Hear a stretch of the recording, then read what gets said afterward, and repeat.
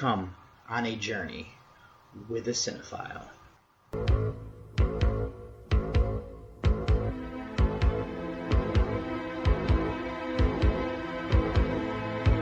Wake up, sucker.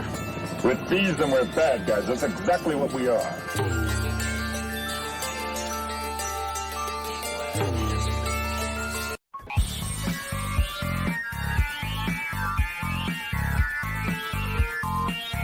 We was getting too big for our britches.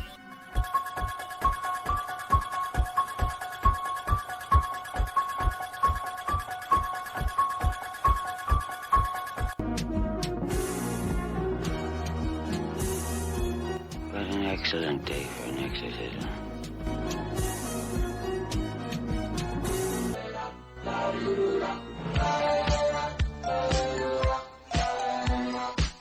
What have you done to its eyes?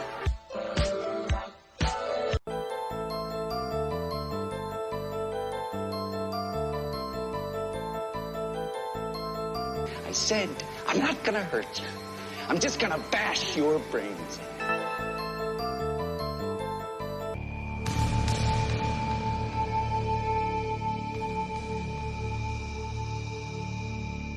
What's your favorite scary movie?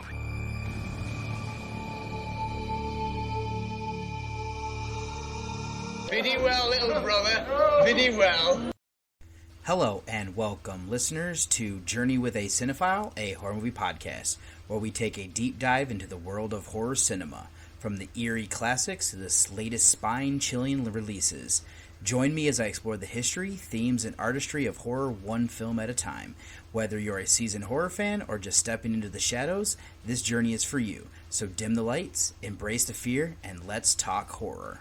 And let's do that on episode 286. This is going to be my Voyage through the Fives, number 5. And the two feature reviews here, the first one's going to be from 1935 of Murder by Television. This is another one that features Bela Lugosi in it. And I'll be pairing this up with The Woman in the Yard. Doesn't make the greatest double feature here, but we do kind of have some nefarious things and people coming to term with different kind of ideas. So that's what I'm going to use as my through line there for that. And then I also here have mini reviews for you. The first one's going to be my Voyage to the Fives rewatch of Race with the Devil. And I'm going to be doing a screener here of Daydreamers. This is actually a film, a vampire film from Vietnam. And then I also have a rewatch of Wolfman, the one from 2025. Then I also have a documentary about some kind of cryptids as well as maybe aliens of Invasion on Chestnut Ridge. So I don't think there's anything else I need to do here for this intro except say thank you so much for listening, and I hope you enjoy coming on this journey with me. Pod Nation TV has you beamed up with Out of This World award-winning podcast, found exclusively on Pod Nation TV. Download Pod Nation TV for Roku and Fire TV. Pod Nation TV, Out of This World. And for my first mini review here is going to be Race with the Devil from 1975. This is directed by Jack Starrett. I think it's how I might say that, Garrett Starrett, something along those lines. And then this was written between Lee Frost and Wes Bishop. This stars Peter Fonda, Warren Oates, and Loretta Swit. This is a folk horror, supernatural, action, drama, thriller film that is from the United States. It is currently sitting on a 6.5 on IMDb and a 3.4 on Letterboxd, or its synopsis being. Two couples vacationing together in an RV from Texas to Colorado are terrorized after they witness a murder during a satanic ritual. So this is one that my mother showed me when I was growing up. I know that she would have probably seen it when she was a teenager and it terrified her. She also claimed that when she was dating my father, she had this weird thing happen to her and him when they were on these back roads from where we are from. Either way, this is one that I've seen a handful of times, never with a critical eye. So this is a Voyage to the Fives rewatch here. And where I'm going to start then is that this is a tight little runtime. We meet our two couples who are going to be Roger, who is Fonda, and then Frank, who is portrayed by Oates. Now, Frank is, I believe, married to Swit, who is Alice, and then Kelly is, I think she might also be married to Roger, and she's portrayed by Parker. Now, they hit the road, and then we get these events that get them into hot water fast. It is from here that the tension rises with things that happen. What I love is that at first you don't know if things are actually happening or they're just being paranoid, and then the longer you go into things, the bigger things go, and, you know, and that makes you kind of believe more. So this is really a byproduct, though, as well of the Satanic Panic era. It is terrifying to think that in rural areas you could have a cult operating like we have here. This feels more like the filmmakers saw things that were happening in the news and then capitalized on making a scary idea come to life. Now, there's a theme of intrusion here. This is a group of outsiders. They're not from the area. This vehicle then was bought so they didn't have to go to these like tourist motorcade areas. They don't have to rely on them to be self-sufficient. It is a wild watching it as an adult as they just kind of drive off of this turnoff there, and then I'm guessing they're just kind of parked on somebody's property. If not, this is a national park of some sorts along these lines, something like that, and then they're just kind of invading an area that they don't belong, and it comes back to bite them. Then to move from that, there's an interesting idea about watching this ritual for the short time that they do, and then it changes their lives forever. That is something that is terrifying, to be honest. One little decision can have such an impact. The idea that evil could be anywhere is another layer. This then develops in this fight for their survival. They don't know if they can trust or who they can. It seems like the police might be in on it, or at least covering it up. There's these scary series of events with phones not working. Something else here is like masculinity and needing to do something. They're adamant about exposing this cult and like making sure these people get punished. This puts their lives at risk when they are, in over their head, and if they just kept their head down and then left, it might not follow. It makes you question about doing the right thing or surviving.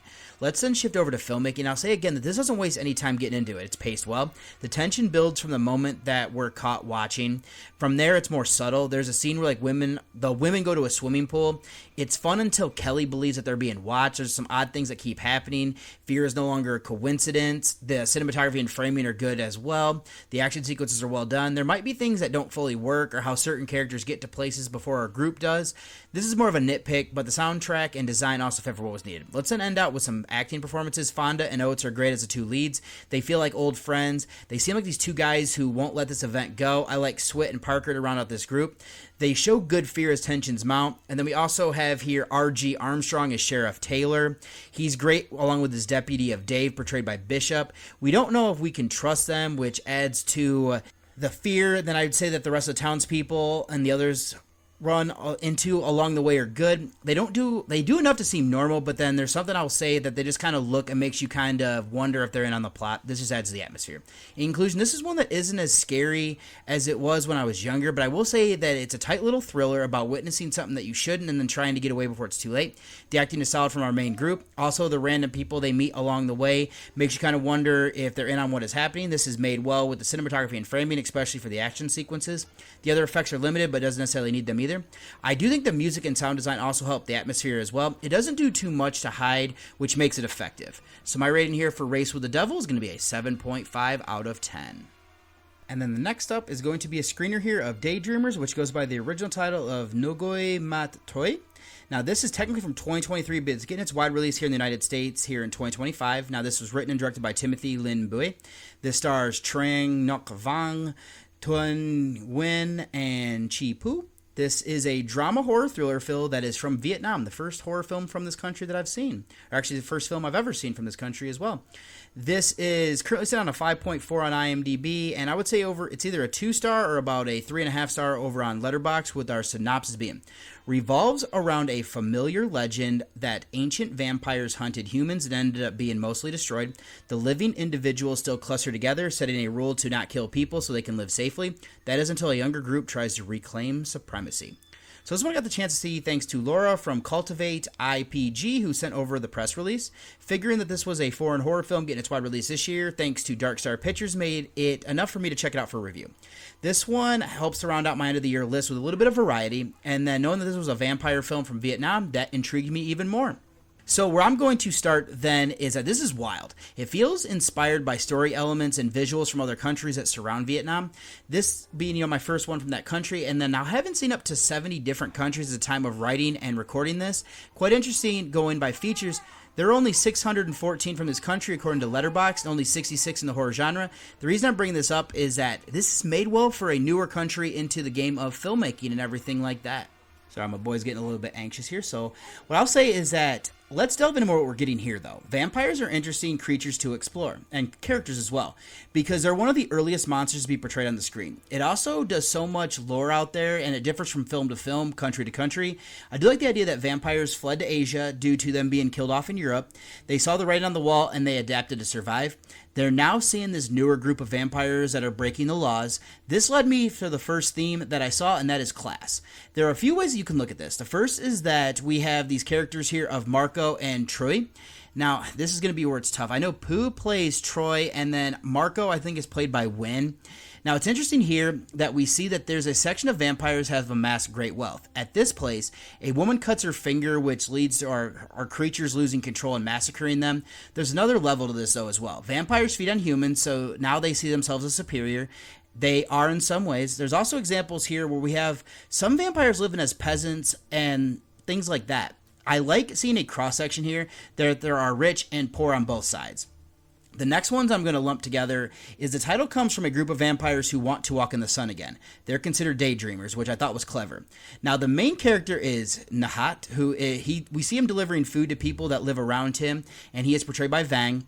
And what I kind of found interesting here is that he falls in love with Ha, and I believe she is portrayed by, make sure of her the actress here is portrayed by Trian Tao. I think that might be how you say her name. But anyways, he doesn't want to turn her when he's pressured. He craves to be human again and seeks that connection with her. It is interesting dichotomy that Marco has this group that he hangs out with, but they turn on each other when things get difficult. Marco and Net also butt heads while still loving each other. There's some good emotion that kind of develops here. Now, what helps this as well is the acting. Vang is good as our lead character. I like that he's even a reluctant vampire. He wants to be human again and doesn't want to kill. He's even demanded to turn Ha, but refuses since he doesn't want to drink her blood. Wynn is good on the opposite end of the spectrum. He's embraced being this monster. I like having these two as brothers since they do love despite their polar opposite personalities. Thao is good as Nat's love interest. Their feelings create much larger issues across the human and vampire world. Pooh and the rest of the vampires are good as well. They help to push things where it ends up. All that's let them be filmmaking. The cinematography and framing here are great. This captures the natural beauty of where this is set. I like that we get these sequences in the city, and then there's ones that are outdoors. The scenes of the river and the boat were good too. They frame things with mirrors that go well along with this. What I like here is that the vampires don't cast reflections, and how they use that was good, especially early on for an attack sequence. There's a combination of practical and computer effects. They use some wire work that helps to bring things to life. Now, since we're dealing with supernatural entities, that makes sense. The computer-generated things were hit or miss. I like what they do with the vampire eyes, and there were some good things with blood spray that weren't as good, but I can digress there. But the soundtrack and design were good on top of that. In conclusion, this is a solid first film to see from Vietnam. Being that this is using vampires to help this creature and, doing something a little bit difficult to do, since at this point you need to kind of do something different with this lore. It borrows from a handful of different sources, but visually this is well done. This helps to set it apart in my eyes. It feels like this is almost like a Hong Kong Chinese film with the people flying around. It also makes sense here with being supernatural beings. I also like the social commentary and themes that are meshed in without being necessarily in your face. This does run a bit too long though, being around 2 hours. This is still an interesting watch. I'd recommend it if you want to see or like foreign vampire films. So my rating here for Daydreamers is going to be a 7 out of 10. And up next is going to be one I'm going to go brief with because I actually have covered this earlier this year. And this is going to be Wolfman from here in 2025. Directed by Lee Winnell, who co-wrote this with Corbett Tuck. This stars Christopher Abbott, Julia Garner, and Matilda Firth. This is a body werewolf horror film that is from, I think, a few different countries here. Let me just double check. But this is from the United States, New Zealand, and Ireland. This is currently sitting on a 5.6 on IMDb and a 2.4 on Letterboxd with Snopsbean. A family at a remote farmhouse is attacked by an unseen animal, but as the night stretches on, the father begins to transform into something unrecognizable. So this is one that I actually did a featured review on episode 273, which was New Year, New Movie number 22. Had this paired up with Older Gods. So if you want to hear a little bit bigger review, I would go over to there. But what I'm going to kind of just say here is that this one is, I'm a fan of Lee Winnell's work and Universal Classic films, so especially The Wolfman is one of my favorites.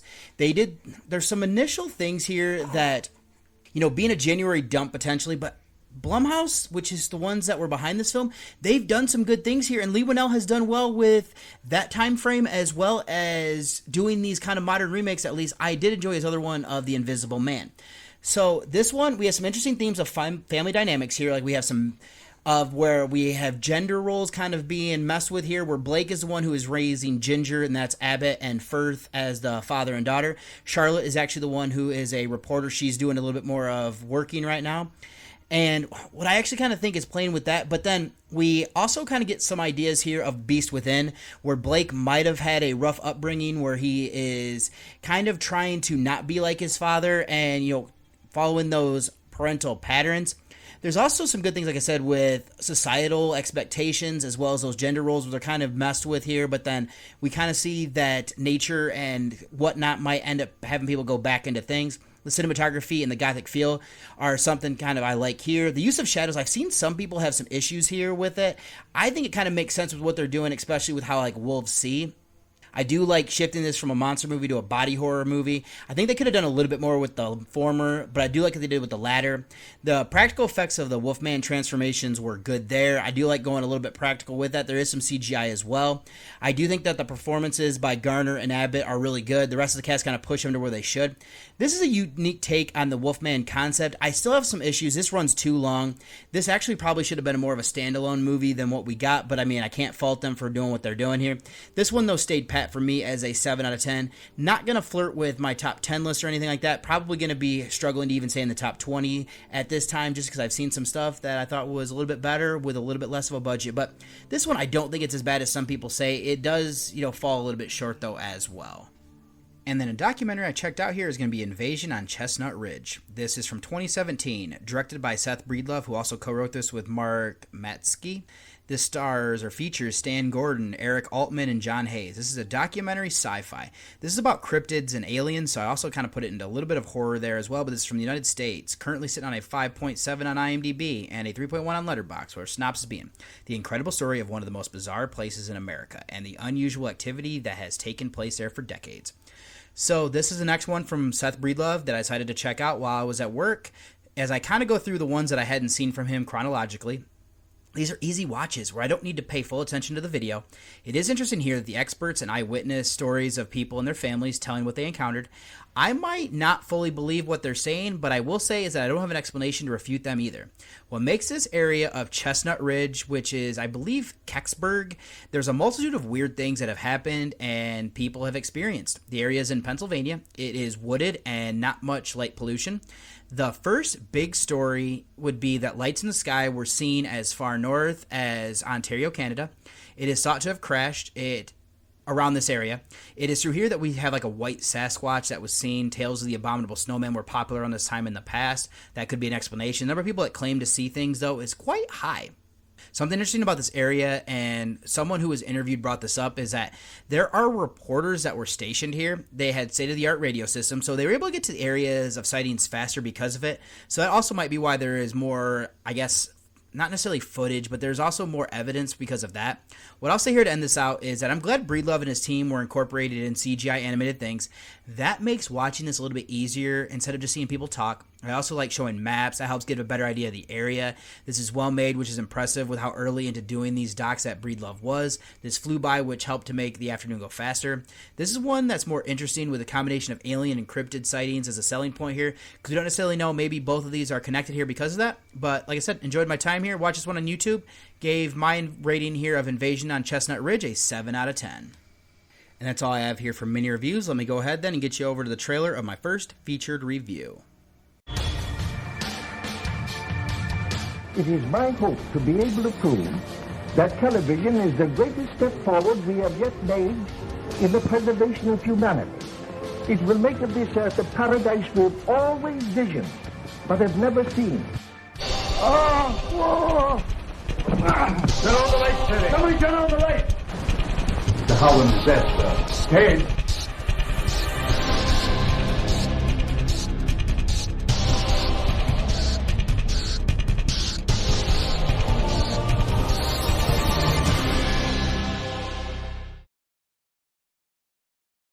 And for my first featured review here is going to be Murder by Television from 1935. Now, this is directed by Clifford Sanforth, and then we have a couple of writers here. I just want to make sure I get this correct, but the screenplay was written by Joseph O'Donnell, and then it looks like that the idea was written by, or came up with, by Clarence Henneke and Carl L. Coolidge. This stars Bela Lugosi, June Collier, and Huntley Gordon, while also featuring the likes of George Meeker, Henry Mowbray, Charles Hill Malaise, Claire McDowell, Hattie McDaniel, Alan Young, Charles K. French, Larry Francis, Henry Hall, Billy Sullivan, William H. Tucker, Ruth Charrington, Wally Dean, Sam Harris, and Lou Hicks. This is a mystery thriller, and I consider it to be a horror film. IMDb doesn't, but I know Letterboxd does. This is from the United States. Currently sitting on a 4.2 on IMDb and a 2.5 on Letterboxd, with synopsis being James Honglin, an inventor of a new method by which television signals can be instantaneously sent anywhere in the world, refuses to sell the process to companies who then send agents to acquire the invention any way that they can. Should say James is portrayed by Hallis. And this is a film that kept popping up when looking for horror films from the 1930s. It stuck out with the title. Now, something that didn't click for me is that it featured Lugosi. This is another one that I was excited to check out so I can continue working through his filmography. Now, I did find this on Tubi, which made it easy here as a Voyage through the Fives watch. So then, let's do some featured notes. I'll start with our director here of Sanforth, has helmed 4 features. This is the first that I've seen, and that he's done in horror, the only one there. Next are the writers. O'Donnell wrote the screenplay, and he did this for 74 films and 3 shorts. First that I've seen, only one he's done in genre. Looks like he mostly stuck to westerns. Now, there are 2 people here credit for the idea. First is Henneke. Now, he has writing credits for 82 movies. This is the only one I've seen, only one he did in horror. The other was Coolidge, 83 projects that he's worked on. First that I've seen, only one he did in genre. Now, go to the cast. Quick update on Lugosi. I've now seen 43 of his 134 motion pictures for 32%, up to 38 of 68 in horror for 55%. Top 3 are still Plan 9 from Outer Space, Extraordinary Tales, and The Black Sheep. Now, his co-star of Collier has been in 31 films and 1 short. I've seen her in 3 works. All of them are in genre. I've seen 3 of 4 now that are in this, actually. So that would be The Ghost Walks and The Drums of Jeopardy being the other 2. I have not seen A Face in the Fog as of yet. Now, next up is Gordon. He's been in 94 movies and 4 shorts. First of his works that I've seen, did one other one in genre with The Dark Mirror. I believe this is a lost film from the 1920s. Last, I'm going to look at Meeker. He's done in 2 classics before being in this. One I've seen in Casablanca. The other one is Gone with the Wind. He has been in 145 features. I've seen 6. Aside from this, I've also seen him in the Oxbow Incident. That's not horror. That's a Western, I believe. Seen everything he's done in genre now with Son of Dracula, Night of Terror, Dead Man's Eyes, and now this film here. So then, this movie doesn't waste any time getting into this one. We start by meeting Professor Hoagland and other players who are interested in his invention. He is aided in his research by Richard Grayson, who's portrayed by Meeker. He is also interested in James' daughter of June, portrayed by Collier. Now, also aided in the research is Dr. Arthur Perry, portrayed by Lugosi. Later this evening, though, there's going to be a presentation on live television to show that his technology works. There are a number of people here who are interested in obtaining this. I believe there's Professor Hoagland's rival is Dr. Henry M. Schofield, portrayed by Gordon. There's a media tycoon of Donald M. Jordan, who's portrayed by French. And someone we get to learn later on is this guy named Mendoza, portrayed by Larry Francis. Now, an offer comes in, which is refused by the professor. The presentation then starts. It begins with June playing the piano ahead of James coming out to relay how what he's doing is possible. This ends in tragedy, though. Professor Hoagland is murdered on live television. The only thing that is known is that a bright light turned on right before he collapsed. Now, the prime suspect is Arthur, since he wasn't in the control room like he was supposed to, and he was near the area of the time of death. And then Nelson, portrayed by Mowbray, is the chief of police, and he's in charge of the investigation. He starts to look at the evidence, gets aid from Arthur, but we also see Arthur doing odd things. Dr. Schofield also received a telephone call during the presentation that makes him a suspect. Another possible person is Ah Ling, portrayed by Jung. He's the butler for James, but he knows an awful lot about television and the technology behind it, so that kind of makes him a little bit suspect as to why he'd be working as a butler. Not everything is as it seems, and Nelson has his work cut out for him. So that's how I'll leave my recap and introduction of the characters. Where I want to start is that this movie moves at breakneck speed. It jumps right in, and I'll be honest, I struggled to figure out who everybody was. The runtime is 53 minutes, which is great, but I think this needs to slow down to help flesh things out just a little bit more there. I probably didn't need that at the time of watching it. It was also later at night, so I was a little bit tired. It was a Friday night, I believe. I was having a couple drinks. Just additional information here to provide why, I might have struggled a little bit. So where I want to start, though, is something with the monologue that Professor Hoagland gives. He brings up how television was still a novelty. It was only the rich elites that had it. He was also hoping that this new technology he has come up with and make it where things could transmit without using delay on relays. It also seemed like they wanted to make it more affordable or something along those lines. It's interesting to watch this 90 plus years after it came out and, growing up with a TV like I have, just kind of makes it for an interesting little time capsule. Then going along with this idea, we're also getting the dangers of new technology. The world is tuned in to watch James die. The things he was saying and hoping are twisted into nefarious purposes. There's also this idea that an inventor is murdered with his own invention. The idea of unseen consequences is something that was an early assumption that it could be. There's also, until murder is suspected, that's at this point that the general public would be concerned. Since this is a novelty medium at the time, I could see the fear of what if my television could be weaponized. Curious thing to think about since I've had a TV in my room since childhood. I do like exploring this concept. Now, this does turn into a murder mystery. There are a number of suspects, with the major idea being the corporate rivalry. There's also suspect that could be linked directly or is learned that they, consider due to their connection to somebody else. This also helps give the story depth and also red herrings. I'll be honest, this part worked. Normally when you have a movie this short, this sometimes feels rushed. I don't love the reveal. It does feel like a cheat, but this still had me wondering who was responsible, and I'll give credit to that for what they're doing there. But, I just have my issues still. Let's then go over to the acting performances. Lugosi's great here. He's clearly one of the top draws. What I like about him is that he's suspicious about things that he does. We notice it as other characters do. My issues don't come from what he does, but with the writing. Collier and Meeker are good as our two leads. Malaeus works as a catalyst to cause everybody to come together, and then his murder is a mystery. Gordon, French, and the other suspect work to progress the story. Mowbray was a believable detective. The acting isn't great, but it fits for what was needed. All that's left then before I do a little bit of trivia is going to be filmmaking. It's hard to credit this due to the quality of the print. It was washed out, made it difficult to figure out who characters were at the time. Cinematography and framing that I saw were fine. There's some good things with the editing when it came to showing the telecast of Professor Hoagland, as we're kind of seeing different areas, and especially because he says their names specifically and then we see them. We don't get much in the way of effects aside from that. This is more about the mystery. The soundtrack was fine without necessarily standing out. So then, the only bits of trivia here, scenes showing television equipment, the filmmakers borrowed it from the Los Angeles area researchers who were working on experimental TV. The equipment they borrowed was worth $75,000, over twice the $35,000 budget of the film, according to a date printed on the telegram shown during the climax of this. The main action of this film takes place during the first week of January in 1935. So in conclusion, there's some good elements here. The use of technology that is now a standard is interesting. Weaponizing is a terrifying thing as well. This is a decent little murder mystery that just needs a bit more to work better in my opinion. Fleshing out some of the characters a bit more would help. With a low runtime, it could have been done without bogging things down. The acting was still solid. Lugosi is leading the way there. A cleaner print would help to make this more enjoyable, but it still, I thought, was made well enough. Falls short with just kind of an intriguing concept. I can only recommend this to people that are doing a little bit deeper dive into this era or want to work through Lugosi's filmography. So my rating here then for Murder by Television is going to be a 6 out of 10. Not going to do a spoiler section. Don't necessarily want to do anything extra there. So let me go ahead and get you over to the trailer of my second featured review.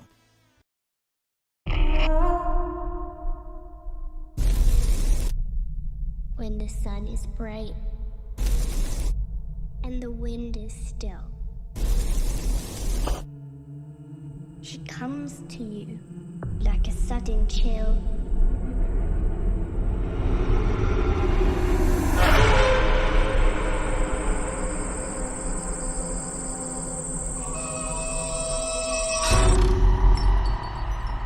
Draped in black from head to toe. How she got there, you'll never know.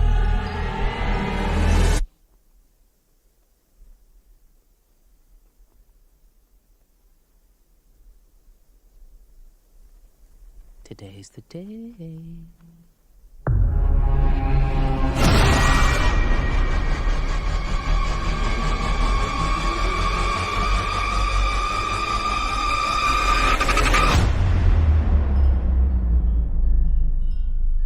Today's the day.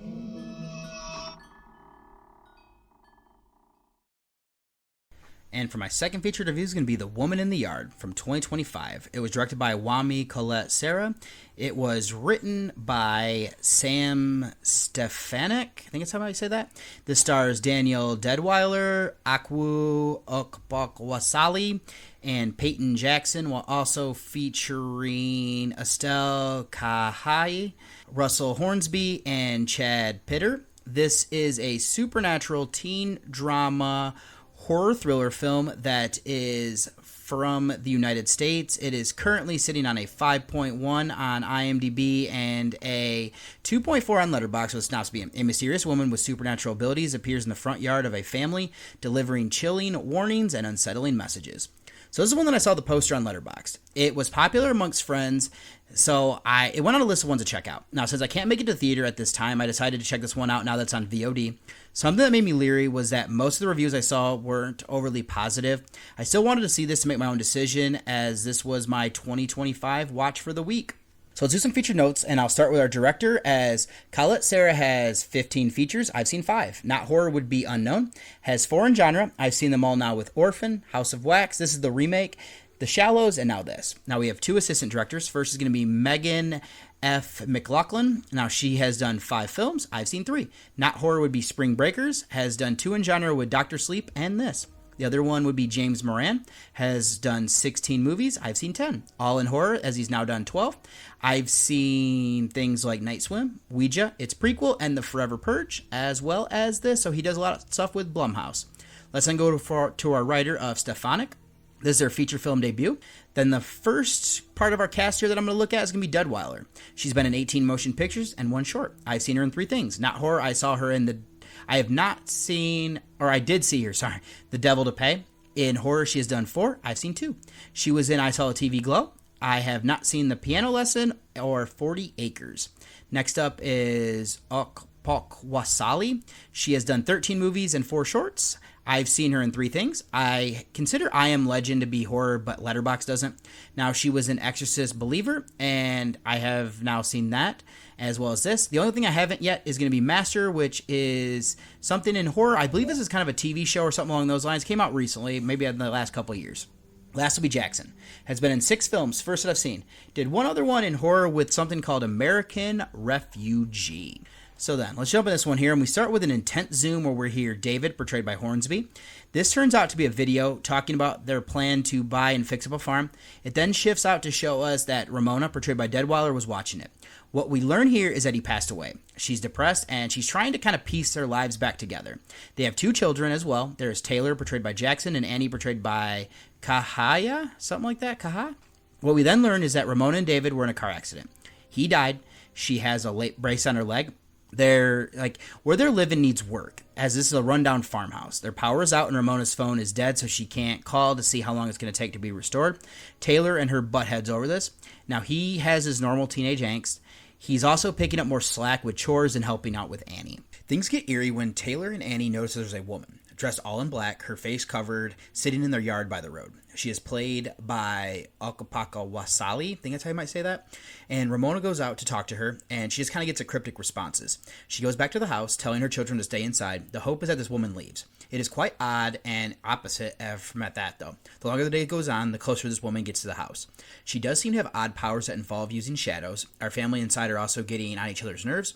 Who is this strange woman, and why is she there? Is there something that they could do to, get her to leave or anything like that? But the reason she's there could shake this family to their core, changing everything forever. So let's leave my recap and introduction of the characters. What I want to start is that I was hooked by the basic premise. We have this mother, Ramona, who is struggling.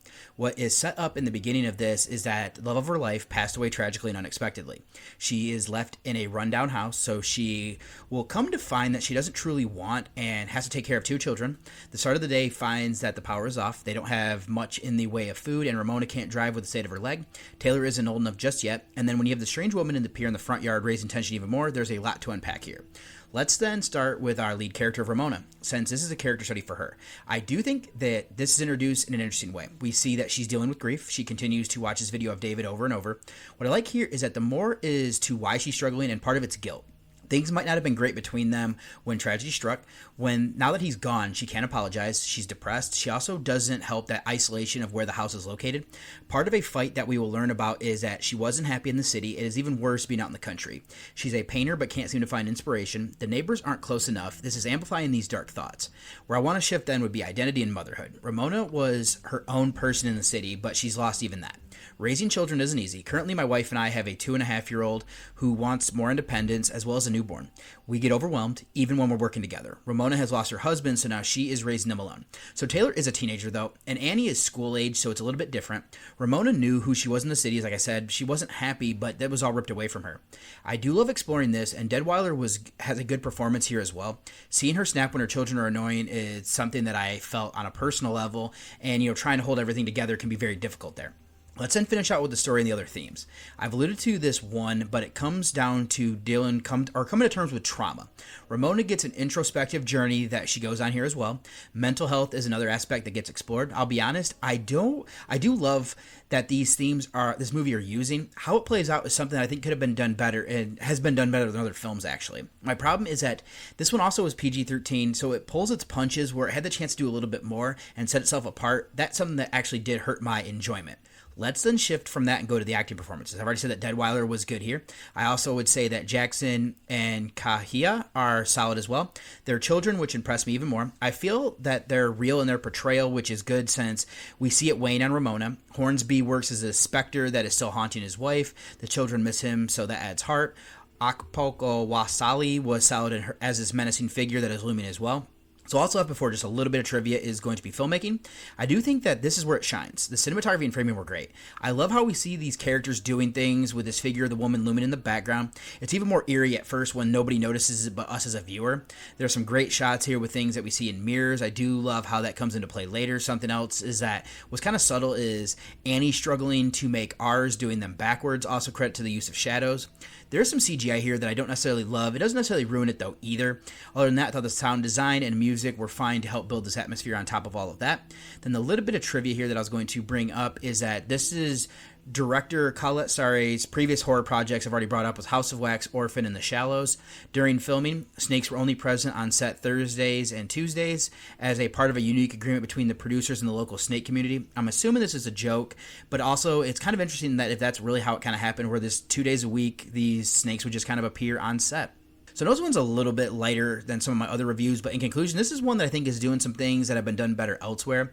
That doesn't mean it's bad, though. I do think that Deadweiler is good as our lead. The rest of the cast is solid in support to push her to where she ends up. It is a character study for sure. There are good themes and ideas underneath it. It is well done with its cinematography, framing, and sound design to build that atmosphere. The problem is that it's generic in comparison to other films that are using similar ideas and they're just doing it a little bit better. I fear this one's going to fade into the ether soon. I'd say that this is still worth a watch, not necessarily one that'll stick with you for too long, even though it does deal with some heavy subject matter. So my rating for The Woman in the Yard is going to be a 6 out of 10. I'm not going to do a spoiler section. Don't necessarily need to do anything there. So let me go ahead and get you over to one last break before I close out the show. Discover the transformative world of hypnosis and how it can lead you to a happier, healthier you. I'm Cindy Brainerd, a certified hypnotherapist from the Hypno Wellness Podcast, and your guide to finding wellness through the power of hypnosis. Join us every Wednesday for insightful topics and Thursdays for empowering hypnosis sessions. Remember, Hypno Wellness, your path to a better you.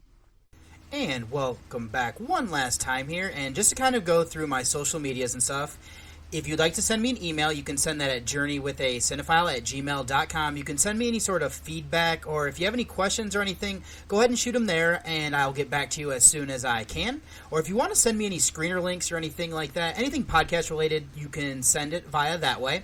If you'd like to read any of the written reviews, I'll direct you to Reviews of the Dead, and that's horrorreview.webnode.com. If you'd like to become friends with me on Facebook, I'm David Michigan Garrett Jr. On Twitter, I'm Buckeye from Mish. Letterboxd, I'm David OSU. On Instagram, I'm David OSU87. On Threads, I'm David OSU87. And then Journey with a Cinephile has its own Instagram at Journey with a Cinephile, all one word. Now, all of these ones I will be sharing like my ratings on, whatnot. I know for Letterboxd, all of the reviews are going to be for horror and non-horror alike. Instagram, I will be sharing over there is my different like posters and everything for things that I'm reviewing. My personal account, you might see some personal pictures every now and then if I can remember to take them. And then, kind of same thing for Threads. And then Journey with a Cinephile is going to be more of just kind of posting podcast-related different stuff over there. And I'll also direct you to the Nightclub Discord channel, as I have a little section over there where we have some good conversations. I post all of my reviews and any new podcast episodes or some of the things I'm watching when I actually have time to post that. So keep an eye out over there, and I'll have the link for that and everything else in the show notes there. And then I'm also going to direct you, a way that you can actually listen to the show is going to be through the Pod Nation TV. This is a streaming service and everything like that. There will be a link in the blog posts for all of my episodes, so if you'd like to listen to it that way, it's kind of a cool little thing. You can definitely do that through like Roku TV, and there's some other apps for it as well, just as another way for you to consume this podcast if you decide to. There's also a lot of other great shows that are on that network as well. And then for the next episode here, I'm not fully sure what the 2025 release I'm going to be watching for episode 287, but I will have The Parenting is one that I've been keep pushing off. I might end up watching that one, but I did see a few more hit VOD, so I'll figure that out.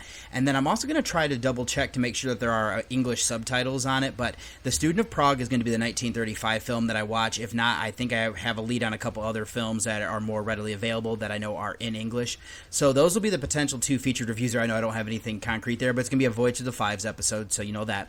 And then I'm going to be doing a Voyage to the Fives rewatch here of Bug. This one is one about an earthquake unleashing these like cockroaches that have the ability to set fires, so that'll be there. I have a screener of Self-Driver that's not necessarily horror from what I was reading, but it sounds like it might be very borderline, and then I'll have more mini reviews to go with that as well. So I don't think there's anything else I need to say here outside of that. Wraps up this episode of Journey with a Cinephile, a horror movie podcast. Thank you for joining me on this exploration of horror cinema.